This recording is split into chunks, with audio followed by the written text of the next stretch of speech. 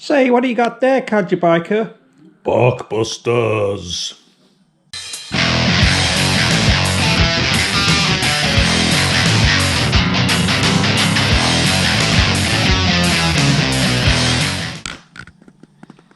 So apparently this is everything I need to replace the handguards on Ludwig von 790 Adventure with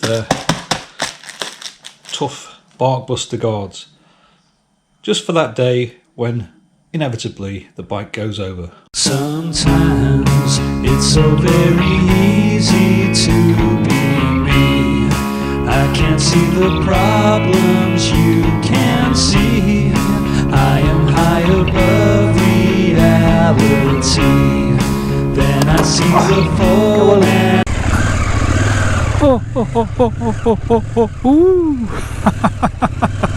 Oh, concentrate, that's it.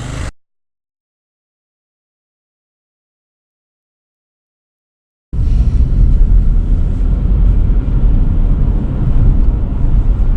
have seen 3,000 miles of rain.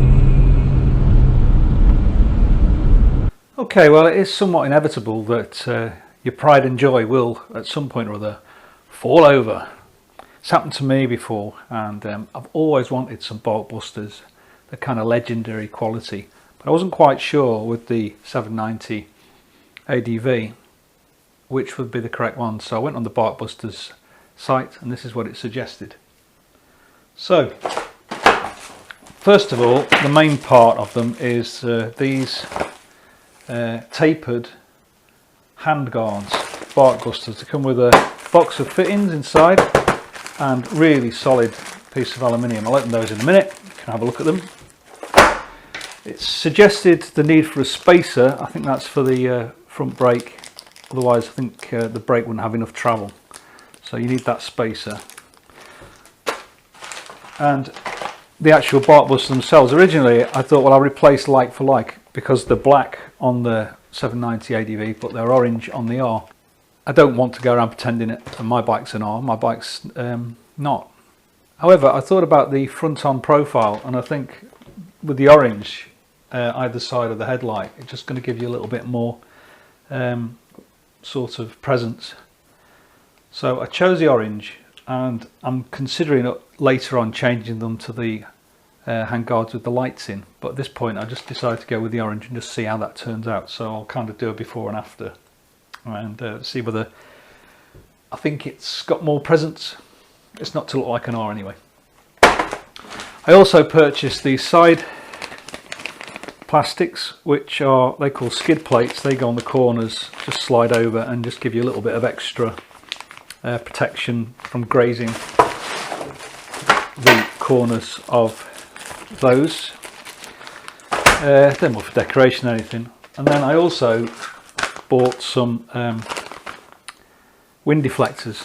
Now when they arrived I realised there's wind deflectors already in there. It actually says on it VPS guards and wind deflectors, so I probably don't need those. So if you do follow this, or you decide to buy these for your bike, you probably don't need the wind deflectors. Save yourself a few quid. Not required. Usual 10 times more plastic than will ever be required. I'm guessing there's some instructions, hence some hardware to fit them, and some very solid pieces of metal. There's a few filing points on them.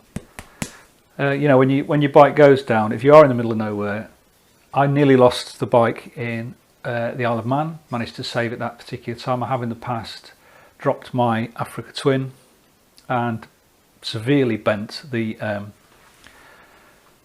front brake lever on that. It didn't snap and I was able to get home and replace it, but when I was on the Isle of Man, I thought, if I go down here, I'm in the middle of nowhere, break the clutch lever, I've got to get back to England. Yeah, so although I'm guessing there would be a bike shop on the Isle of Man would have sorted me out, but you know, it's the inconvenience. So these are not cheap, over £100. So will they be worthwhile investment? I don't know at this point. But they do feel a whole lot more solid than the plastic ones that are fitted to the it's that way, isn't it? There's a hole. Right. Yeah, I'm guessing that they slide through there. There's a hole there, and just go on the corner just to give a little bit of detail and a bit more decoration, plus a little bit of protection. Stop you scratching them against the wall, which is almost inevitably going to happen. So you scratch those guards instead, which presumably slide inside there,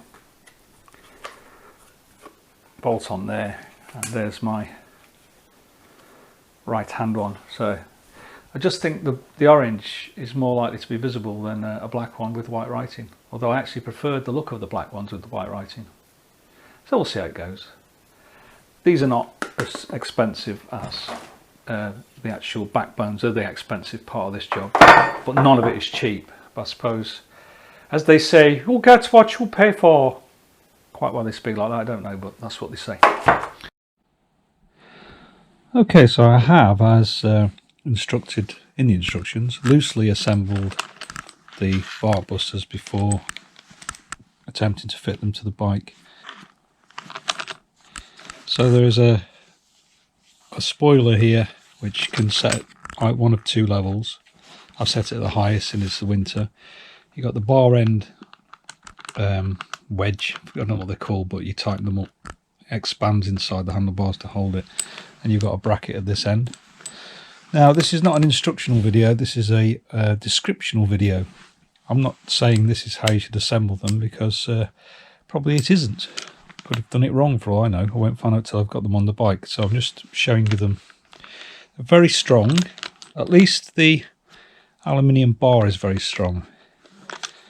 When you come to fit the actual VPS part, they just use a self-tapping screw into the aluminium, which is fine on that one because it's designed for that thickness of plastic. But unfortunately, when you get to this one, if you fit this scratch guard, there's a bit more plastic in there, which means the screw doesn't quite reach properly, and it's very easy to pull it out.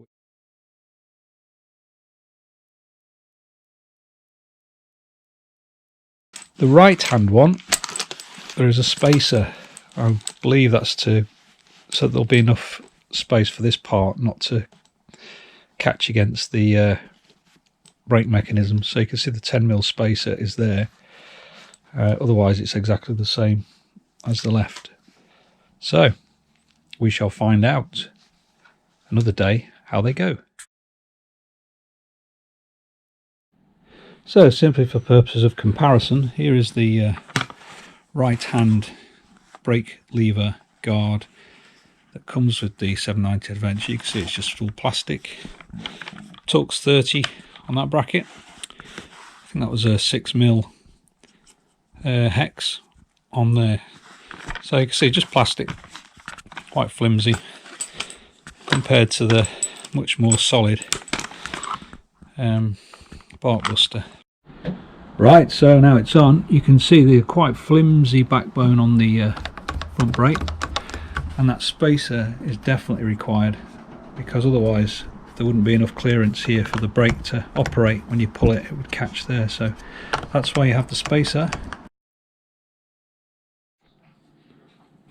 So on this last little bit, we'll just compare the before and after in terms of visibility, and I think there is quite an improvement just in visibility. Nothing's perfect. I have heard of people breaking their wrists because these don't give if you've got the bike with your hand inside it.